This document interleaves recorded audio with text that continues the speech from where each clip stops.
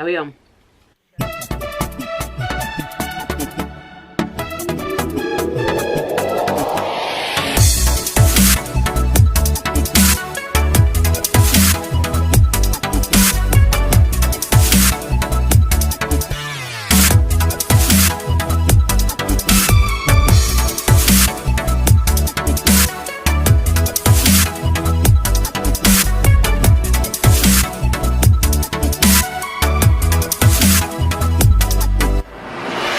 Hi guys, welcome to another video. If you're new to my channel, welcome. My name is Alicia. If you've been here before, hello my little rose petals. As you've seen by the title of the video, I'm going to be talking about multiple sclerosis. I have been recently diagnosed. So, for those who don't know what multiple sclerosis is, I'll just let you know. It's a condition that can affect the brain and spinal cord, causing a wide range of potential symptoms. It is a lifelong condition that can sometimes cause serious disability, although it can occasionally be mild. The symptoms of MS include fatigue, difficulty walking, vision problems, problems controlling the bladder, numbness or tingling in different parts of the body, muscle stiffness and spasms, problems with balance and coordination, problems with thinking, learning and planning. And there's different types of MS as well. I've been diagnosed with relapsing and remitting multiple sclerosis, but these are the other types. And my symptoms, I do get brain fog, as you'll realise throughout this video. I have had problems with my eyes. Before I got diagnosed, I actually went to the opticians because I thought it was my glasses because my eyes were hurting so much. I do get bladder problems as well. I've seen the bladder nurse. I do get earache as well. Backache. I've had massages for years now because like my back used to hurt all the time. But obviously I didn't know it was down to the MS. I get tingling, fatigue. If I turn around too quick, I kind of like lose my balance sometimes. I do get breathless. Like the list goes on. Like it is a lot. Oh, actually, I will insert a video of my leg twitching.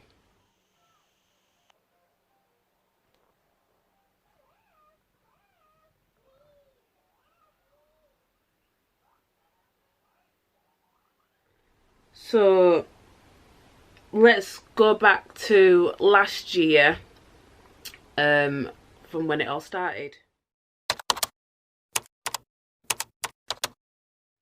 So in September 2018, I remember it well, it was Jaden's 3rd birthday party he was invited to, and I did feel the tingling because normally, if you don't know, I am a single mum of 2 children.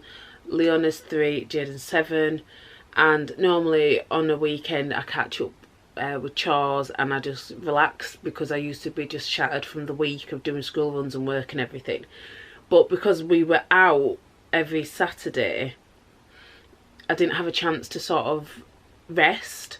So we'd go out, we'd be out most of the day, and I think after the 3rd week I started feeling tingling in my fingers. I'm like, oh, what's going on here? This is a bit weird. Because normally I would get pins and needles but it would go away, but it was like it was there all the time. And I started feeling it in my feet and my legs, and I thought, okay, let me go to the doctors on Monday. So Monday came, no word of a lie, went to turn the car on, car wouldn't start. Oh hell no! I'm like, what is going on here? In hindsight, I should have just got a taxi to the school, but I ended up getting 2 buses to the school. Anyways, sorted the car out, but I had to change my appointment to the afternoon because obviously I couldn't get to the doctors. And I had to ring work and said, I can't come in, I'm not feeling too good. And the numbness was intensifying. Like at one point I couldn't actually feel my bladder because I just did not know what was going on. So Fast forward to being at the doctor's in the afternoon. He was on hold to the hospital for about half an hour. And he's like, oh, when do you think you can go in? I says, well, I can try and get in tomorrow. And they're like, well, no, because it sounds like sort of like nerve damage, you need to go in. I rang my mum, I says, I'm not feeling good. My doctor's told me I need to go to the hospital. Can you watch the kids? She had the children. I was in the hospital.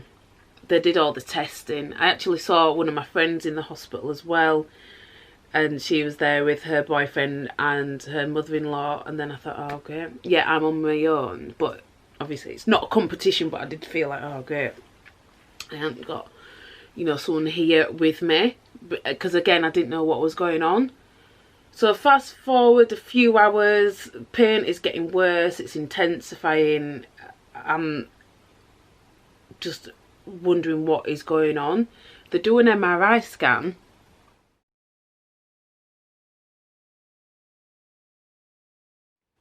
On my lower spine, and then they were like, oh, doctors looked at the results, get yourself off home, everything's okay, it's come back clear. And I said no.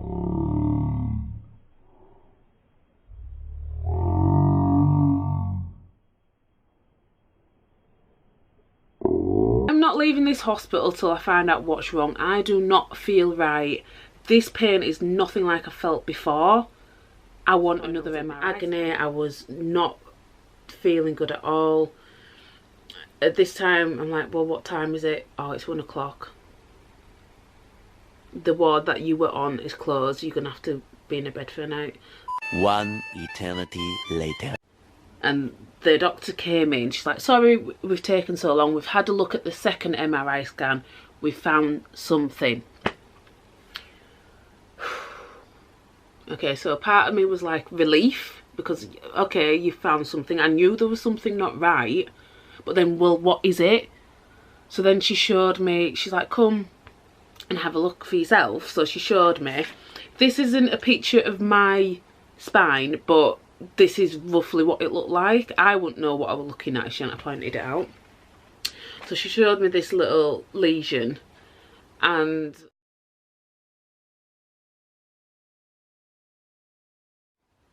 they were like, oh, we're going to get the doctor to do your observations. Right, okay, so I think it was about 3 o'clock morning.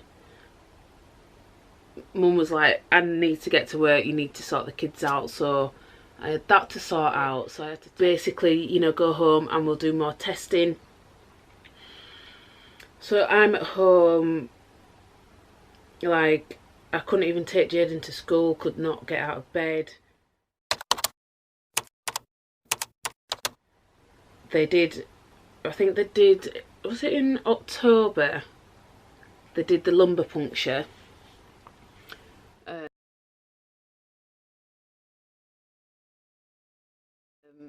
Yeah, that wasn't fun at all, because you've got to keep, I was still as anything, like, you've got to keep still while they take the fluid out. I did not move an inch. I don't even think I blinked. Well, obviously I blinked, but like, I'm like, don't want to move. They did another MRI. I think they did a full one this time. Hair MRI. They did that, and because I was off work, this was like 2 months at this point, my boss had come to my house, and his, you know, the person he works with came as well. I've got a duty of care. So, and I had my house coat on, or house coat, dressing gown. He's like, oh, haven't you got dressed? I'm like, oh, hell no! What's going on? I don't know why I'm feeling like this. I still hadn't been diagnosed at this point because they're still doing the testing. So then October, yeah, still recovering. My mood was very low because I'm like, what is going on?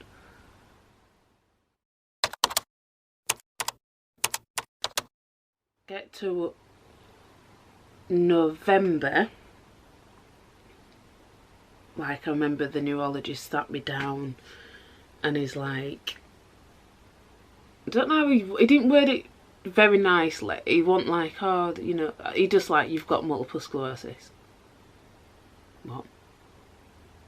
you've got multiple sclerosis. I'm like, well, what's that? And, you know, he explained what it was, and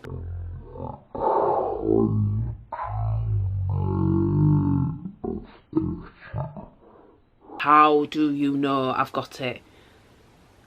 And he's like, oh, you've got the O bands. I'll insert a picture of a normal one and someone with MS, the difference.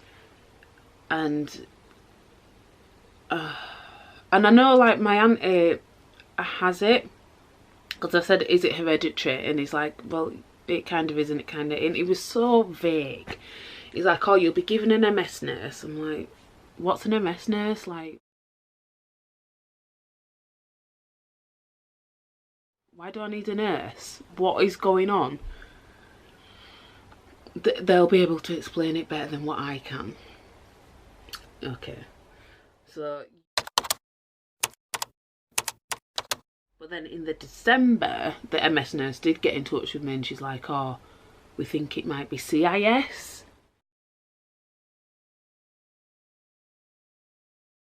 Because they'd only seen, you know, the one lesion on my spine. I'm like, well, hang on a minute, you've told me it's MS and now you're telling me it's CIS, so now I'm back in limbo land, not knowing what is going on around Christmas time as well.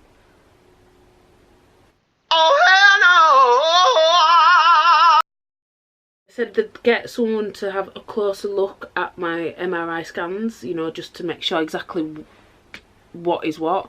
I think there's like a McDonald's chart that they have to follow, like, because multiple sclerosis can be hard to diagnose, so I suppose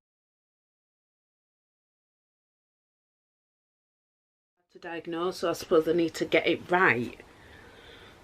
So I think I ended up seeing a counsellor as well in between that time, because I was so low, couldn't sleep at night. I was worried about, like, how am I going to look after the kids. Being off work, like, at you know, 3 months recovering, never felt like this before. It was just a horrible, dark time for me.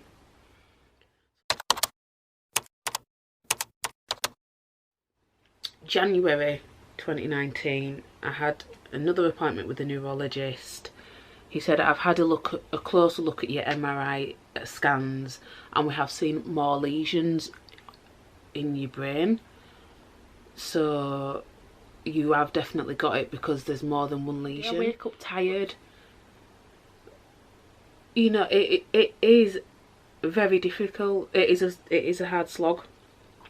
But then at that point, when he diagnosed me, he's like, you definitely have it. I thought, okay, I have got it now. Like, I was more accepting of it. So then the MS nurse did come round and like, okay, I'm ready to see you now, because I wasn't ready before. I was not ready. It's overwhelming when you're diagnosed with a chronic illness and there's no cure for it, and it isn't going to get better. It's degenerative, so it is going to get worse. That is a lot to take on, especially when you've got children to look after. It's so overwhelming. And even now, there's some days where, can I do it? It was tough, but when he wrote the name of the bands down, he put MS Society.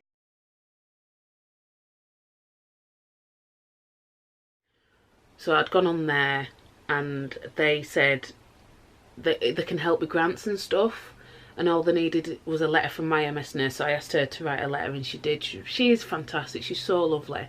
And I got a new bed, and the bed that I had was 7 years old. It was battered, rickety. I'm like, if I've got a chronic illness, I need comfort. If I got a chronic illness, I need comfort. I need a good bed. So I've got a good king size bed now. Me and my kids are comfortable. Then I wanted to meet people that had MS. I wanted to be around my people that are going through what I am going through. So I did an MS meet-up, which was fantastic. The people were so lovely. Like, they just got it. And then I got on to shift MS. So with the shift MS, they invited me as well to a meeting. I'll insert a picture. It's called the Buddy Network. This film isn't sponsored. I'm just telling you how my story is and how I got to where I am. So they invited me to talk about the buddy situation, because when you are newly diagnosed or you're going through diagnosis, you do feel alone, and it is helpful to talk to somebody. To have that someone who knows what you're going through. It just is so invaluable. And you know, I am still going through it. Like with my bladder, I had to do bladder training, and there's just so much that goes on, and there's so many appointments. Like I've got one next month, and because I had another MRI scan, so I need to see if there's any more active lesions, if any more's appeared, because even though you live in your day-to-day life, you are getting attacks maybe that you're not noticing, but with the MRI it does pick up on that. So see what happens with food as well. Some food causes inflammation, and I also sent off an intolerance test. I'll link the video down below, but I'll put on the screen as well what I'm intolerant to. But these things I was eating daily: milk, eggs, peanut. I love peanut butter. I'm gutted, but it's like your health comes first. You have to think about your health. I wanted to do this video just to help people, because having a chronic illness is not easy, and my friends have been, and family have been, really supportive. And also when you're diagnosed, you do get given a folder making sense of MS. I'm not going to go through the folder with you. Your MS nurse will do that depending on your area. It is helpful. It helped me, and I still refer back to it as well. I got this when I did get formally diagnosed. I class it as informally in November, formally in January, when they said, yeah, you definitely got it. But yeah, that is the end of the video. I hope you did enjoy the video, and yeah, I just wanted to share my story, and thank you very much for watching.